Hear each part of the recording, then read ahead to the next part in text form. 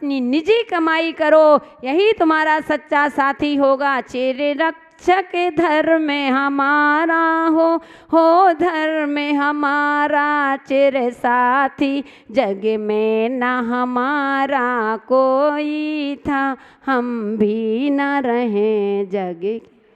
मात्र उच्चारण में नहीं, आचरण में भी लाना।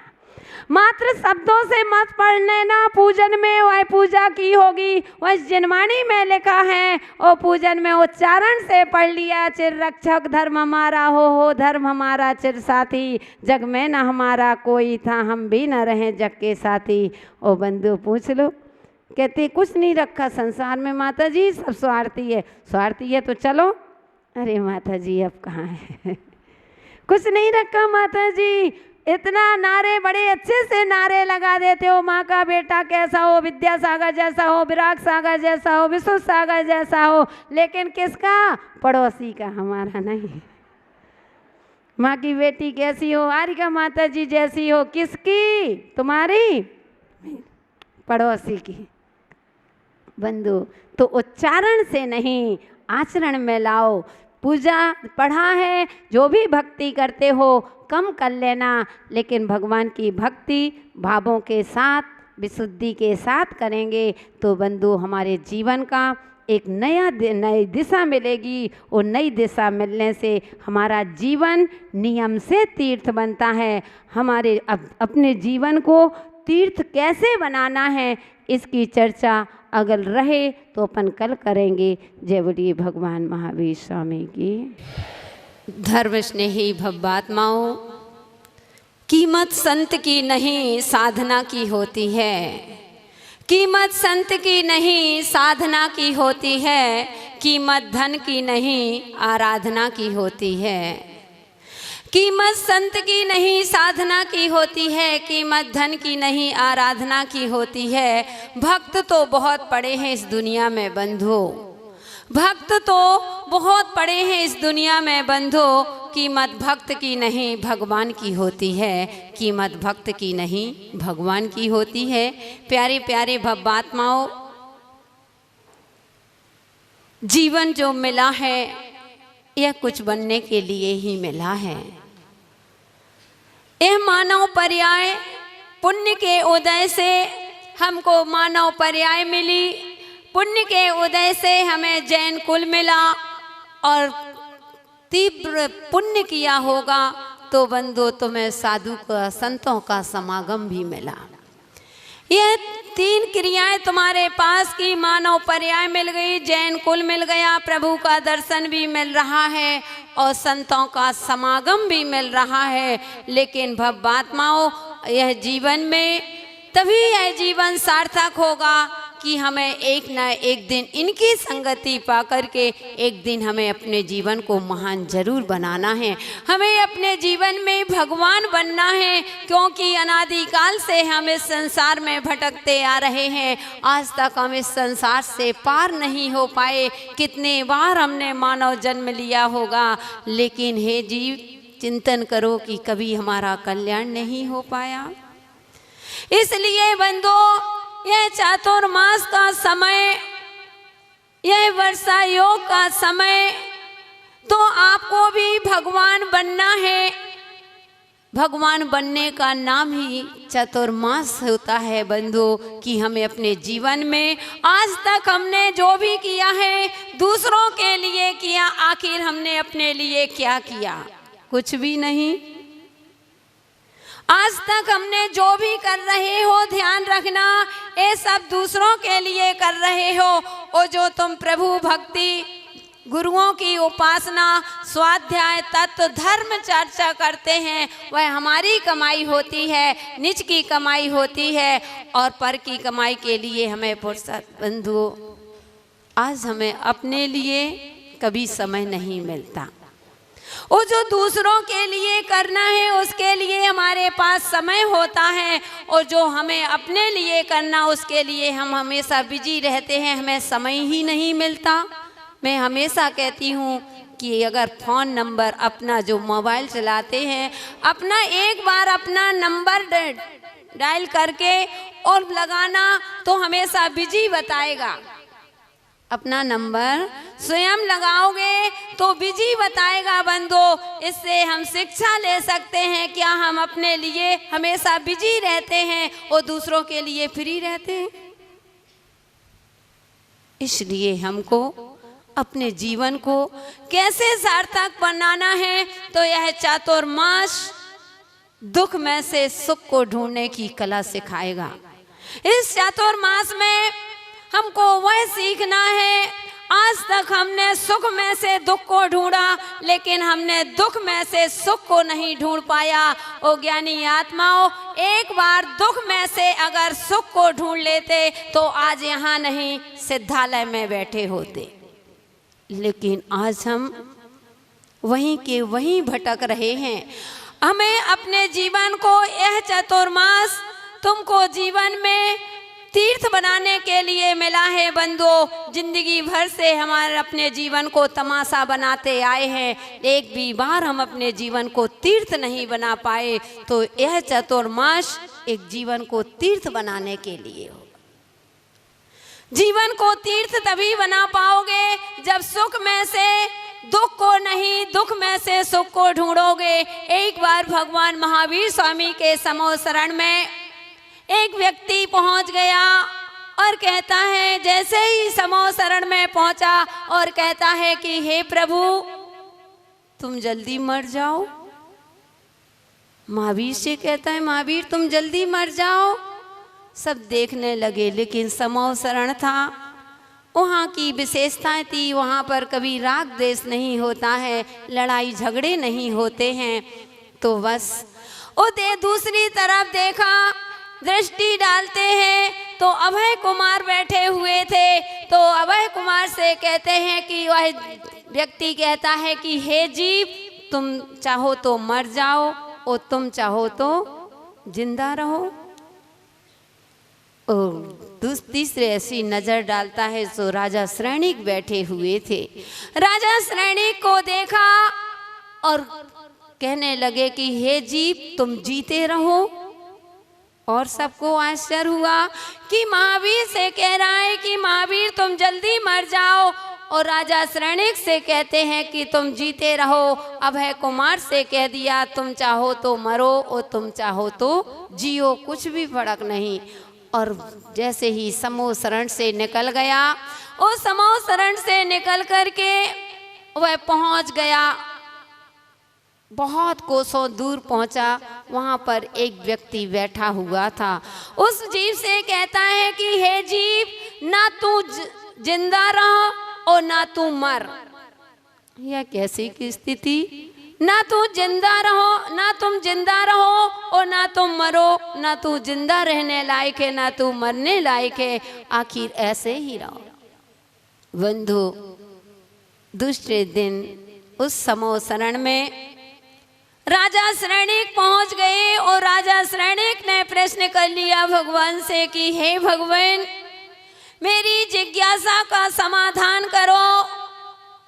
उन्होंने शंका का समाधान नहीं मांगा था। ध्यान रखना, आप लोग कभी गुरुओं के पास जाते हो, माता जी महाराज के पास जाते हो, किसी विद्वानों के पास बैठते हो, तो आप क्या करते हो, प्रश्न पूछते हो तो कहते हो माता जी हमारे मन में एक शंका है, मेरी शंका का समाधान करो। बात में शंका को क्या समाधान करना, सम्यक दर्शन का पहला ही अतिचार है शंका। अब जब तुम शंका ही है तो तुम सम्यक दृष्टि कैसे। इसलिए कभी भी इन चीज़ों का सुधार करना है। कभी भी अगर आपके मन में कोई प्रश्न उठता है तो यह कहो कि हे महाराज माता जी, मेरे मन में एक प्रश्न उठा है अथवा मेरे मन में एक जिज्ञासा उठी है, मेरी जिज्ञासा का समाधान करो। आज के बाद कभी यह नहीं कहेंगे ओ वैसे डीमापुर तो वैसे ही धार्मिक नगरी बसती है, यहाँ पर बच्चों की पाठशालाएं चलती हैं, अनेक प्रकार की यहाँ पर ऐसी संस्थाएं हैं। बंधु, इस नगरी का तो वैसे ही सबसे ज़्यादा इस आसाम प्रांत में कहा, चाहे बुंदेलखंड में हो चाहे यूपी में हो, कहीं भी जाओ, डीमापुर का नाम तो एक धार्मिक नगरी में आता है।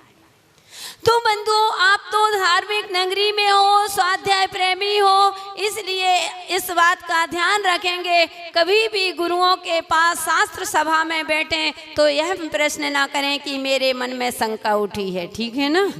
तो इसके बाद ऐसे ही राजा श्रेणिक ने प्रश्न किए कि हे भगवान, मेरे मन में एक जिज्ञासा उठी है, उस जिज्ञासा का समाधान करो। भगवान ने जैसे ही राजा श्रेणिक ने कहा कि हे प्रभु, मुझे समझ में नहीं आया, कल आपकी सभा में ऐसा कितना बेकार व्यक्ति आया था प्रभु, जो आपका अहित चाहता था। क्या चाहता था? अहित। क्या बोला था कि हे महावीर, तुम जल्दी मर जाओ। तो श्रेणिक कहते हैं कैसा व्यक्ति है प्रभु जो आपका अहित चाहता है। प्रभु कहते हैं कि नहीं, हे श्रेणिक, यही तो तुम्हारे जीवन में एक, तुम्हारा जीवन तमाशा बना हुआ है, क्योंकि तुम्हारे जीवन में अभी तुमने दुख में से सुख को नहीं, सुख में से दुख को ढूंढा है। बोले प्रभु, मुझे समझ में नहीं आया। बोले कि हे श्रेणिक, तुम्हारे लिए जो मेरे समूह शरण में कल मानव आया था वह सबसे बड़ा मेरा हितैषी था। अरे प्रभु, वह कह रहा था कि आप जल्दी मर जाओ और आप कह रहे हो कि वह मेरा सबसे बड़ा हितैषी। बोले हाँ श्रेणिक, वह मेरा सबसे बड़ा हितैषी था। श्रेणिक कहते हैं कि प्रभु, मुझे कुछ भी समझ में नहीं आया। बोले कि हे श्रेणिक, तुमने दुख में से सुख को नहीं ढूंढा। एक बार दुख में से सुख को ढूंढोगे तो तुम्हारा जीवन भी तीर्थ बन जाएगा। वह हितैषी इसलिए था क्योंकि उसने कहा कि हे प्रभु, क्योंकि बंधु अभी भगवान की वाणी समूह शरण लगा हुआ है, अभी भगवान के 4 घातिया कर्म ही तो नष्ट हुए हैं, अभी अघातिया कर्म नष्ट नहीं।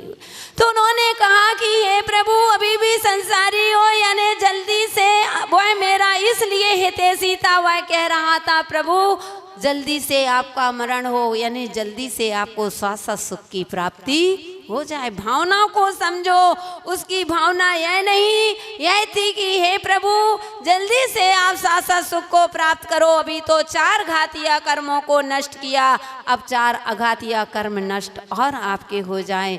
इसलिए मुझे लगता है उसके जैसा हितैषी व्यक्ति आज तक समूह शरण में नहीं आया। राजा श्रेणिक ने हाथ जोड़ लिए प्रभु कि मेरे लिए कहा था कि हे जीव, तुम जीते रहो। उन्हें कहा कि हे श्रेणिक, इसलिए तुम्हारे लिए कहा।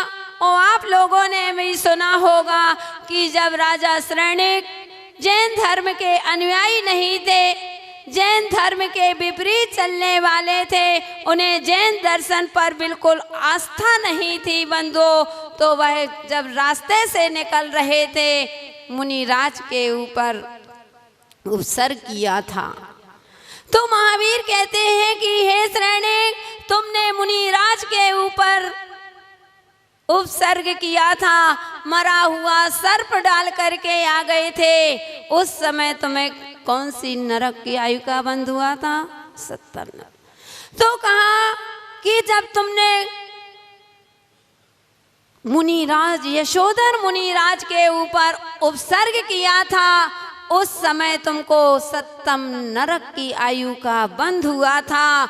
और जैसे ही सर्दी का समय था बंधु, और कमरे के अंदर, कमरे में कंबल के ऊपर कंबल ओढ़े हुए हैं, फिर भी सर्दी लग रही है, उसी समय रानी चिलना के मुख से यही तो निकला था कि वो क्या कर रहे होंगे, वो क्या करते होंगे, क्या कर रहे होंगे।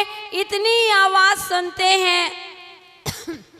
वह कहते हैं, श्रेणिक कहता है कि हे रानी, तू किसकी बात कर रही है, किसके लिए बोल रही है?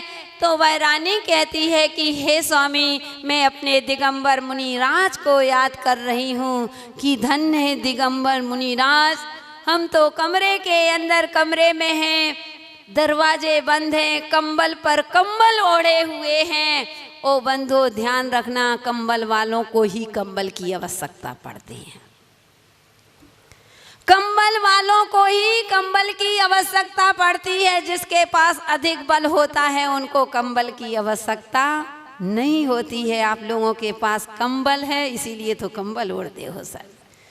तो बोलती है कि हे स्वामी, हे राजन, मैं तो कंबल पर कंबल ओढ़े हूँ फिर भी मुझे सर्दी लग रही है। मैं अपने दिगंबर मुनिराज को याद कर रही हूँ। करते तपस्या नदी तट पर तल तल बरसा की झड़ियों में शमिता रस पान पिया करते सुख दुख दोनों की घड़ियों कि मैं स्वामी, मैं अपने दिगंबर मुनिराज को याद कर रही हूँ कि सर्दी के समय पर नदी के किनारे पर खड़े होकर के सामायिक करते हैं।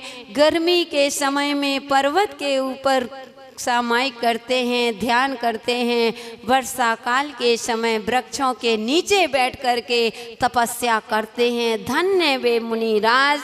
इतना कहा और राजा शरण्य कहता है कि हे रानी, तू किसकी बात कर रही है? मुझे वह एक ढोंगी रास्ते पर मिला था और मैं इस तरह से उसके ऊपर उपसर्ग करके आ गई।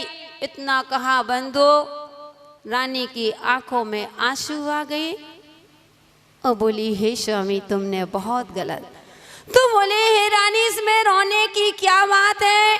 वह तो ढोंगी है, वह तो कब का भाग गया होगा। बंधु उसने कहा कि हे स्वामी, ध्यान रखना, दिगंबर संत कभी कायर नहीं होते हैं, वीर होते हैं।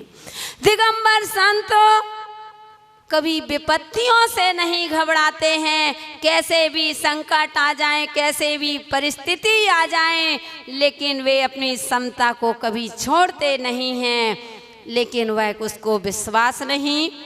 वह कह रहा है, रानी मेरी बात का ध्यान रख, मैं भी इतना तुमको कह रहा हूँ, मैं भी कुछ अनुभव कर रहा हूँ। वह ढोंगी कब का भाग गया होगा, क्योंकि बंधु बहुत सारे लोग ऐसे होते हैं जिन्हें साधु संतों के प्रति आस्था नहीं होती है, और आस्था नहीं होती है तो फिर ध्यान रखना उसी प्रकार से होता है कि फूल में खुशबू नहीं तो चमन से क्या होगा।